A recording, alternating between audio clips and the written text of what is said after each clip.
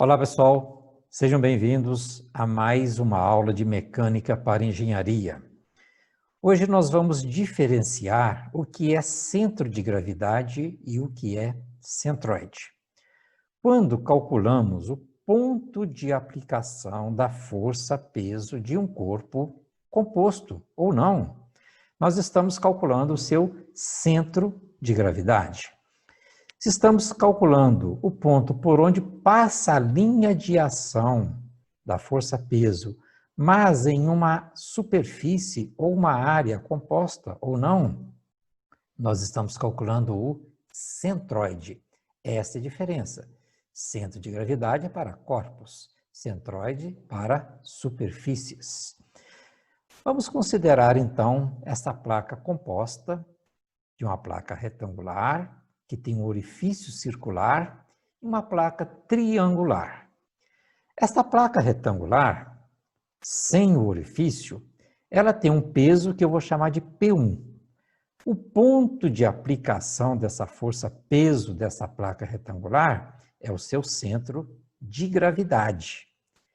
Se eu quiser agora considerar o peso da placa retangular com o orifício, então eu vou ter que retirar a porção equivalente ao orifício circular.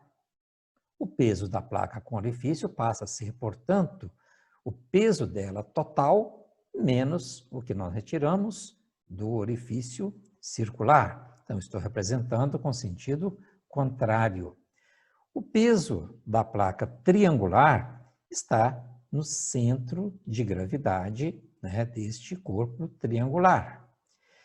Para calcular a posição da força-peso resultante dessa placa composta, eu tenho que determinar as coordenadas y' e x'. Como é uma placa, é um corpo, eu vou usar peso. Então, vai ser y' vezes o peso total, que é P1 mais P2 mais P3 menos P2, igual ao somatório do y1 P1 mais y2 P2 mais y3 P3. Entretanto, como esse peso está em sentido contrário, ele vai entrar com sinal negativo no somatório. Aqui, mesma coisa. X' vezes o peso total igual ao somatório do x, i para cada elemento, vezes o ΔPi, também com peso P2 entrando com sinal negativo no somatório. Aí chegamos na posição da força-peso resultante, por meio das coordenadas x' e y', determinadas por estas equações. Então, aí seria o centro de gravidade da placa composta. Vamos fazer agora um exemplo utilizando o cálculo do centroide, que não difere do cálculo do centro de gravidade. Só que agora nós estamos visualizando a superfície de acordo com o plano XY. É como se eu tivesse uma placa com uma determinada espessura e vejo com esse formato a sua superfície. Neste caso, nós temos uma placa, então, retangular, com orifício circular, um triângulo com 3 elementos. E aí nós montamos uma tabela. Nessa tabela, nós colocamos os elementos que compõem a placa. O retângulo, o círculo, o orifício e o triângulo. Vamos ter que utilizar as equações que já demonstramos. Vejam que, na situação que acabamos de apresentar da placa, nós usamos peso. Aqui nós vamos usar área. Então, o x'(A) é igual ao somatório de AI, xi, para cada elemento. O y'(A) é o somatório do AI, yi, também para os elementos. Para o elemento retângulo, qual é a área do elemento retângulo?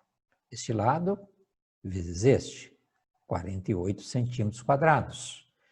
A área do círculo, πr2. Entretanto, ele vai entrar com sinal negativo, porque nós estamos subtraindo essa porção da placa retangular. O triângulo, área, base, vezes altura, sobre 2, dá 9. Aí precisamos das coordenadas x barra e y barra de cada elemento. Para o retângulo, o centroide, né, deste retângulo estaria numa posição aproximadamente aqui, que vai dar um x barra igual a 3, metade de 6, e um y barra igual a 4, metade de 8. Para o círculo, o centroide do círculo está localizado bem aqui neste ponto. Então, x barra vai ser 3 e y barra vai ser 2. Para o triângulo, nós já demonstramos que o centroide está localizado numa posição que é 1/3 da sua base até aqui e 2/3 da sua base até aqui. Então, no caso de 1/3, este lado aqui, essa base do triângulo vale 6, então estaria a 2 centímetros daqui. Mas o centroide tem que ser considerado em relação à origem do sistema. Então, a sua distância total vai ser 6 mais 2, 8. O y barra também está localizado na posição 1/3 da altura do triângulo. A altura total aqui 3 centímetros, então 1 centímetro. Pela equação, eu tenho que utilizar somatório de AIXI e somatório de AIYI e a área total. Então, somamos a área total, que dá 53,86 centímetros quadrados, que é a área desta placa com este orifício. Fazendo, portanto, o produto AX para cada elemento e AY para cada elemento. Então, vou ter o AX para o retângulo, para o círculo, para o triângulo. O AY para o retângulo, o círculo e o triângulo. Fazemos a soma. Este somatório é aqui, o somatório de A e XI. Esse somatório é o somatório de AI, Y, I. E podemos, desta forma, calcular o x barra e o y barra, que é o somatório de AX dividido pelo somatório de A, somatório de AY dividido pelo somatório de A. Substituindo os valores encontrados para os somatórios, os valores para a soma total das áreas, nós encontramos as coordenadas x barra e y barra do centroide para esta área composta. É uma posição que nos dá a linha de ação por onde passaria aqui a força peso, se ela for considerada uma placa. Então, desta forma, calculamos o centroide de uma área composta. Normalmente, utilizamos para essas figuras conhecidas este método. Quando tivermos outras funções, aí vamos usar integral e também podemos utilizar este método de tabela. É o que faremos em nossa próxima aula. Um abraço a todos e até a próxima.